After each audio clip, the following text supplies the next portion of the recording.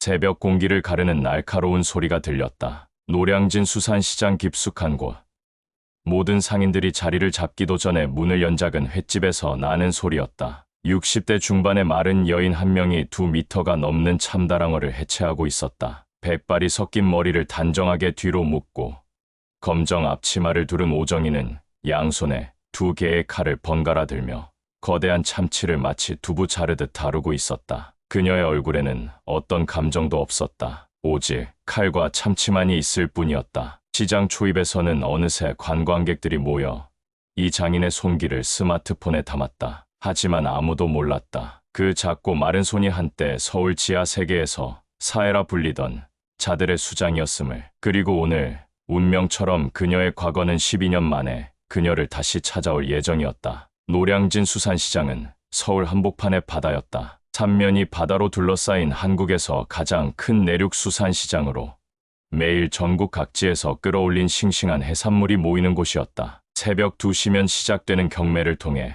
최상의 생선들이 거래되었고 아침이면 서울과 수도권의 식당 주인들과 가정주부들로 북적였다. 이곳은 생선뿐만 아니라 사람과 이야기, 그리고 생활이 교차하는 서울의 심장이었다. 하지만 화려한 표면 아래에는 어두운 역사가 숨겨져 있었다. 90년대부터 2000년대 초중반까지 노량진 수산시장은 여러 세력이 이권을 두고 다투던 격전지였다. 경매 비리, 상권 다툼, 갈취와 위협이 일상이었던 시절이 있었다. 지금은 상점들이 정연하게 줄지어 있고 관광객들이 푸른 작업복을 입은 상인들의 칼솜씨에 감탄하는 평화로운 곳이 되었지만 오래된 상인들은 그 시절의 공포를 기억하고 있었다. B-32자리.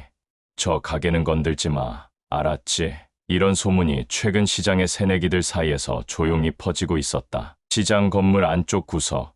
작은 간판 하나만 달랑 걸린 바다 횟집의 주인 오정이를 두고 하는 말이었다. 정의는 누구보다 일찍 가게 문을 열고 누구보다 늦게 닫는 부지런한 상인이었다. 매일 새벽 배송되는 참치를 직접 고르고 손님들에게 최상의 횟감만을 내놓는 것으로 유명했다. 그녀는 말수가 적었고 웃는 모습을 본 사람이 거의 없었다. 하지만 그녀의 칼솜씨는 시장에서 따라올 자가 없었다. 한 달 전부터 노량진 시장에 청룡단이라는 젊은이들이 출몰하기 시작했다. 이들은 25에서 30 사이의 남자들로 검은색 패딩 점퍼에 청색 넥타이를 하고 다니며 시장 관리단이라 자칭했다. 그들은 점포 앞 물청소와 쓰레기 수거를 도와준다며 상인들에게 관리비를 요구했다. 처음에는 한 달에 30만 원이었지만 점차 금액은 올라갔고 지금은 일부 상인들에게 100만 원까지 요구하고 있었다. 대부분의 상인들은 문제를 일으키지 않기 위해 돈을 건넸다. 오늘은 B구역으로 가자. 참치랑 바닷가재 코너부터 시작하지. 청룡단의 리더 강두성이 지시했다. 그와 함께 7명의 젊은이들이 시장 안으로 들어섰다. 이들은 자신감이 넘쳤고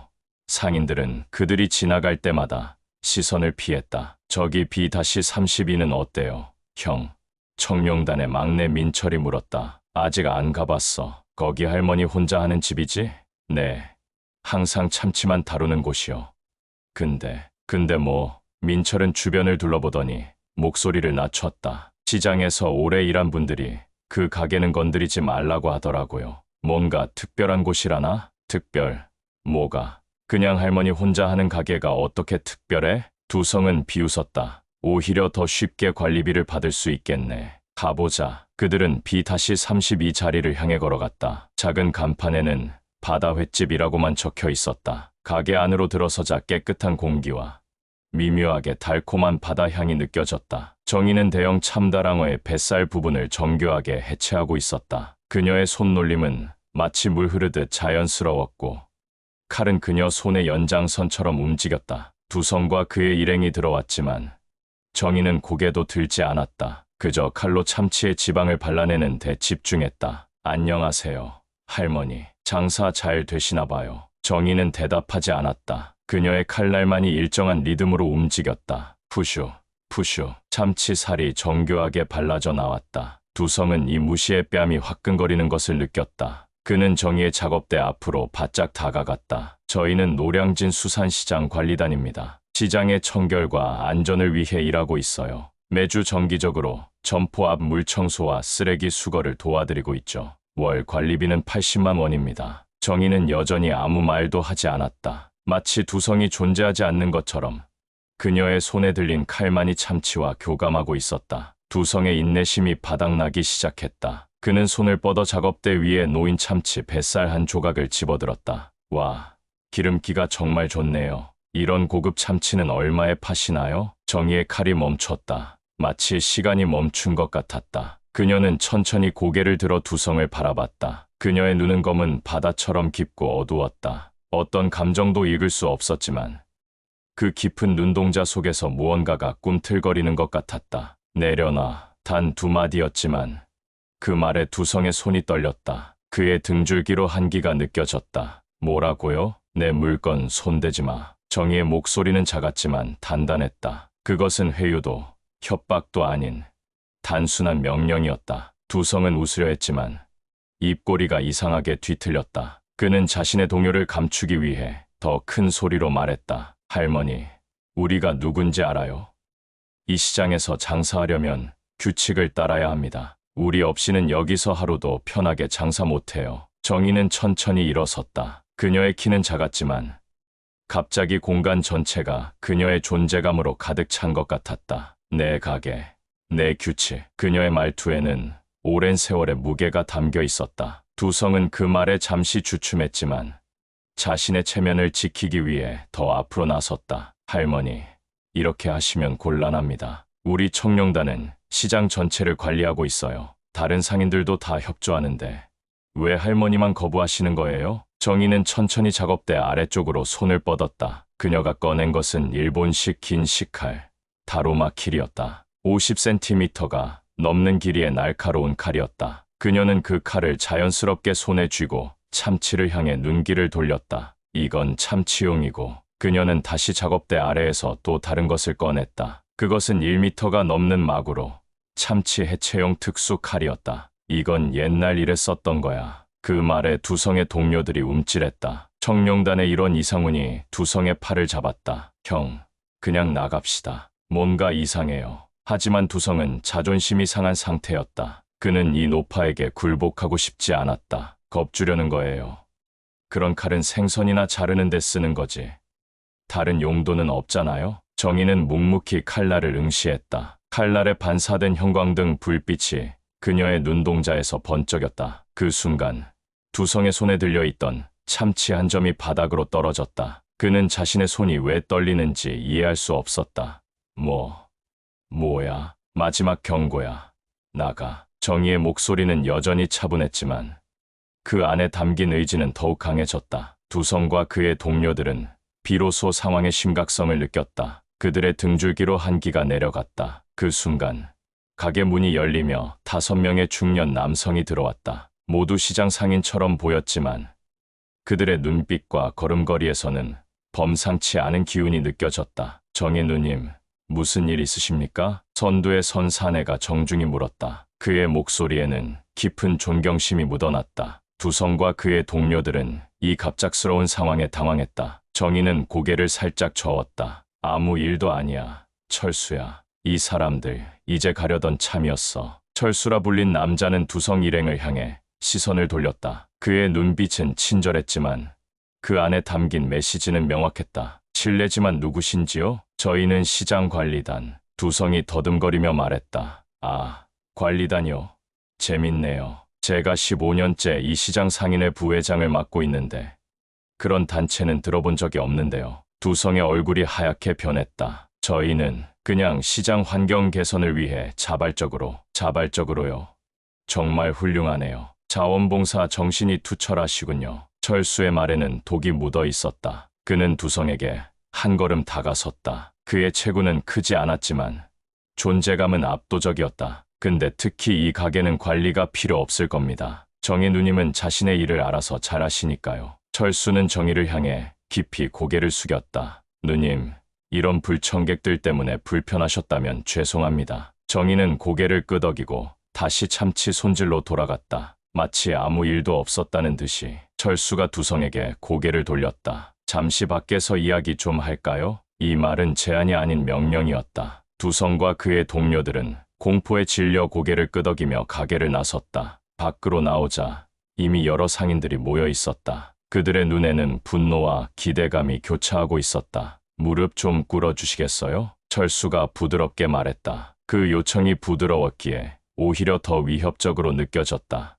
왜 저희가? 어서요. 그의 말에는 반박의 여지가 없었다. 두성과 그의 동료들은 시장 통로 한복판에서 무릎을 꿇었다. 그들의 얼굴은 수치심으로 붉어졌다. 주변에서는 스마트폰으로 이 장면을 찍는 사람들도 있었다. 여러분, 죄송합니다. 철수가 주변 상인들을 향해 말했다. 이 친구들이 여러분께 불편을 끼쳤다고 합니다. 하지만 이제 그런 일은 없을 겁니다. 그렇죠? 그는 두성을 내려다보며 물었다. 두성은 얼굴을 들지 못한 채 고개를 끄덕였다. 철수는 두성의 어깨에 손을 얹었다. 겉으로 보기에는 다정한 몸짓이었지만 두성은 그 손이 자신의 어깨를 부술 것 같은 압박을 느꼈다. 크게 말해보세요. 다른 분들도 들으실 수 있게.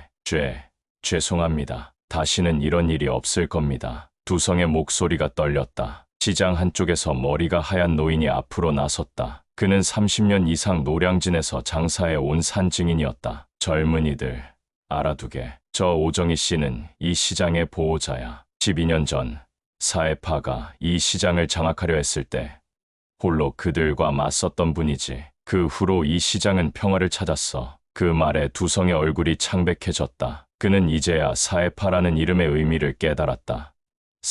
사해파요? 그럼 저 분이, 그래. 칼의 여왕 오정이지. 그녀의 손에 죽은 자들은 이미 바다에 묻혔고 살아남은 자들은 그 공포를 잊지 못해. 자네들 같은 어린애들이 상대할 분이 아니라고. 두성과 그의 동료들은 땅을 보며 떨었다. 그들의 이마에서는 식은땀이 흘러내렸다. 철수가 그들에게 말했다. 자, 이제 경찰서로 가서 자진 신고하세요. 여러분이 그동안 상인들에게 갈취한 내역을 모두 말씀하시고요. 핸드폰 좀 주시겠어요? 두성은 떨리는 손으로 자신의 핸드폰을 내밀었다. 철수는 그것을 받아 무언가를 확인한 후 고개를 끄덕였다. 역시 녹음하고 있었군요. 영리하네요. 다행히 우리도 지금 이 상황을 모두 녹화하고 있어요. 법원에서 증거로 쓰기에 충분하겠네요. 그는 핸드폰을 돌려주며 미소 지었다. 이제 가보세요. 그리고 다시는 이 시장에 오지 마세요. 알겠죠? 네, 당장 가겠습니다. 두성은 재빨리 일어나 친구들과 함께 시장을 빠져나갔다. 그들의 뒷모습이 초라해 보였다. 상인들 사이에서 안도의 한숨이 흘러나왔다. 몇몇은 박수를 치기도 했다. 시장은 점차 평소의 활기를 되찾았다. 철수와 그의 동료들은 다시 정의의 가게로 향했다. 가게 안으로 들어서자 정의는 여전히 참치를 손질하고 있었다. 그들은 공손히 고개를 숙였다. 누님, 오랜만입니다. 건강해 보이셔서 다행입니다. 정의는 고개를 들어 그들을 바라봤다. 그녀의 차가운 표정이 조금 누그러졌다. 철수구나. 많이 변했네. 철수는 쑥스러운 듯 웃었다. 세월이 많이 흘렀죠. 하지만 누님은 여전히 같은 모습이십니다. 정의의 입가에 희미한 미소가 스쳤다. 그것은 오랜만에 보이는 감정의 표현이었다. 다들 잘 지내? 네, 덕분에요. 모두 정상적인 삶을 살고 있습니다. 장사도 하고 가족도 꾸리고. 정의는 만족스러운 듯 고개를 끄덕였다. 그게 좋은 거야. 철수가 조심스레 물었다. 누님, 요즘 그런 패거리들이 다시 활개를 치기 시작했어요. 저희가 좀 더 적극적으로 나서볼까요? 정의는 고개를 저었다. 그녀의 눈빛이 잠시 과거를 회상하는 듯했다. 칼은 이제 참치를 위한 것일 뿐이야. 다른 용도는 없어. 그 말에 철수와 그의 동료들은 깊이 고개를 숙였다. 정의의 철학이 그들에게도 깊은 울림을 주었다. 과거의 어두운 삶에서 벗어나 이제는 평범한 일상을 사는 그들에게 정의의 말은 삶의 나침반과도 같았다. 알겠습니다. 누님, 그래도 누님이 계셔서 다행입니다. 이 시장이 평화로운 건 모두 누님 덕분이에요. 정의는 아무 말 없이 참치를 손질했다. 한 토막이 순식간에 아름다운 회로 변신했다. 먹어. 정의가 회를 내밀었다. 중년 남성들은 감사히 받아 먹었다. 그들의 얼굴에 행복감이 번졌다. 어쩌면 이런 평범한 순간이야말로 그들이 진정으로 원했던 일상이었을지도 모른다. 가게 밖에서는 소문이 시장 전체로 퍼져나가고 있었다. 정의의 전설이 다시 살아난 것이다. 상인들은 서로 속삭였다. 역시 정희 누님이야. 그 깡패들 때문에 다들 고생했는데 한순간에 해결해버렸네. 저 누님의 과거를 아는 사람이 몇이나 될까?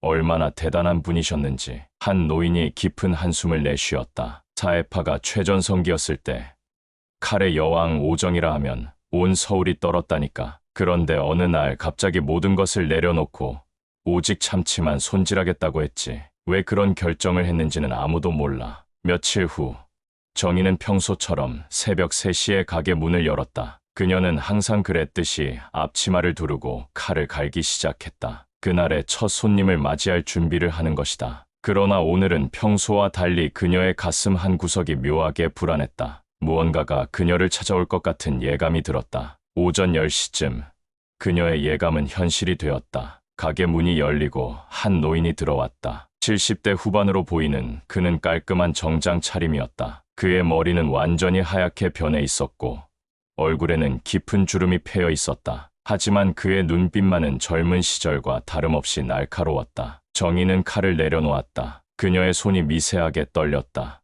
쾌경. 노인은 미소 지었다. 그 미소 속에는 오랜 세월의 그리움과 후회가 담겨 있었다. 오랜만이구나, 정희야. 정희의 눈에 숨겨둔 감정이 스쳐 지나갔다. 12년 만에 만난 그에게 어떤 말을 해야 할지 그녀는 알 수 없었다. 왜 왔어? 혜경은 천천히 가게 안으로 들어왔다. 그의 걸음걸이는 예전처럼 당당하지 않았다. 세월의 무게가 그의 어깨를 짓누르고 있었다. 너를 보고 싶었어. 내가 잘 지내는지 확인하고 싶었지. 정희는 그를 바라보았다. 그녀의 눈에는 복잡한 감정이 교차했다. 나는 잘 지내고 있어. 보다시피. 혜경은 작업대 위에 놓인 참치를 바라보았다. 그의 눈에 감탄의 빛이 어렸다. 내 칼솜씨는 여전하구나. 아니, 더 좋아진 것 같아. 정희는 무언가 말하려다 그만두었다. 그녀는 다시 칼을 들고 참치 손질을 계속했다. 침묵이 흘렀다. 그것은 어색한 침묵이 아니라 오랜 세월을 함께했던 두 사람 사이에 흐르는 깊은 이해의 침묵이었다. 혜경은 그녀의 손놀림을 지켜보았다. 그의 눈빛이 점점 슬픔으로 물들었다. 정희야, 미안해. 정희의 칼날이 잠시 멈췄다. 하지만 그녀는 고개를 들지 않았다. 무슨 말인지 몰라. 12년 전 그날, 내가 잘못했어. 혜경의 목소리가 떨렸다. 그의 얼굴에는 후회의 그림자가 드리워졌다. 너를 혼자 두고 떠난 건 내 인생에서 가장 큰 실수였어. 정희는 여전히 참치에 집중했다. 하지만 그녀의 손이 미세하게 떨리는 것을 혜경은 놓치지 않았다. 이제 와서 그런 말이 무슨 소용이야? 난 아직도 그날을 잊지 못해. 빗속에서 너를 남겨두고 떠난 그날을. 혜경의 말에 정희의 머릿속에 오래된 기억이 떠올랐다. 빗소리, 총성, 그리고 피로 물든 아스팔트. 그녀는 눈을 꾹 감았다. 더 이상 그런 얘기는 하지 마. 난 이제 다른 사람이야. 과거는 지나갔어. 혜경은 깊은 한숨을 내쉬었다. 알아. 하지만 난 내게 진실을 말해야 할 것 같아서 왔어. 정희가 마침내 칼을 내려놓고 그를 바라보았다. 무슨 진실? 날이 좋지 않아. 의사들이 시간이 얼마 남지 않았다고 하더군. 정희의 눈이 커졌다. 그녀의 차가운 표정에 균열이 생기기 시작했다. 그날 내가 너를 두고 떠난 건 사실이야. 하지만 그건 너를 지키기 위해서였어. 혜경은 주머니에서 낡은 사진 한 장을 꺼냈다. 그것은 젊은 시절에 그들이 함께 찍은 사진이었다. 정희는 그 사진을 받아들었다. 그녀의 손이 떨렸다. 정부에서 사해파 전체를 일망타진하려는 계획이 있었어. 나는 너만큼은 그 소용돌이에서 빠져나오게 하고 싶었지. 정희는 사진을 바라보았다. 그 속에는 그들의 행복했던 순간이 담겨 있었다. 오랫동안 묻어두었던 감정이 솟구쳤다. 왜 이제야 말해? 너무 늦었다면 미안해. 하지만 죽기 전에 너를 한 번만 더 보고 싶었어. 혜경의 눈에 눈물이 맺혔다. 그것은 강한 남자의 눈물이 아니라 평생의 후회를 안고 사는 한 노인의 눈물이었다. 정희는 천천히 앞치마를 벗었다. 그녀는 작업대 뒤에서 나와 혜경 앞에 섰다. 바보 같은 사람. 그녀의 목소리가 떨렸다. 12년 동안 쌓아온 담벼락이 무너지기 시작했다. 내가 원한 건 내 보호가 아니었어. 그저 함께 있는 것뿐이었는데. 혜경은 조심스럽게 손을 뻗어 그녀의 어깨에 얹었다. 정희는 그 손길에 몸을 떨었지만 물러서지 않았다. 매일 밤 널 생각했어. 그리고 매일 아침 깨어나면 내 옆에 내가 없다는 사실에 가슴이 찢어지는 것 같았지.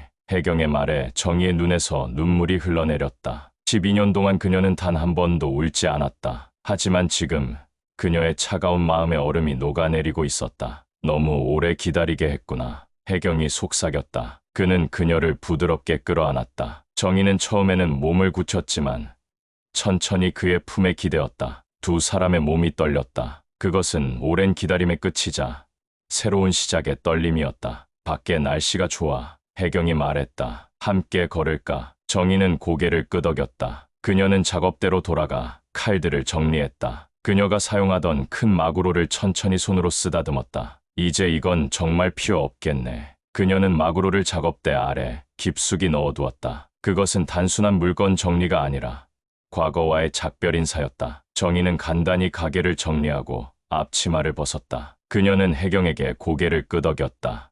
가자. 두 사람은 함께 가게를 나섰다. 노량진 수산시장의 활기찬 소리가 그들을 감쌌다. 햇살이 그들의 어깨 위로 따스하게 내리쬐었다. 한 달 후, 노량진 수산시장은 여느 때와 다름없이 북적였다. 하지만 B-32자리에는 변화가 있었다. 바다 횟집의 간판은 그대로였지만 이제 가게 안에는 두 명의 노인이 함께 일하고 있었다. 정희는 여전히 칼을 들고 참치를 손질했고 혜경은 그녀 옆에서 손님을 맞이하고 있었다. 그의 얼굴은 전보다 생기가 돌았다. 의사들의 예상과 달리 그의 상태는 점점 나아지고 있었다. 시장 상인들은 처음에 놀랐지만 곧 이 새로운 광경에 익숙해졌다. 이제 바다 횟집은 노량진에서 가장 인기 있는 가게 중 하나가 되었다. 손님들은 정의의 뛰어난 칼솜씨뿐만 아니라 혜경의 유쾌한 이야기에도 매료되었다. 어느 오후 철수가 가게를 찾아왔다. 그는 나무로 된 작은 현판을 들고 있었다. 누님,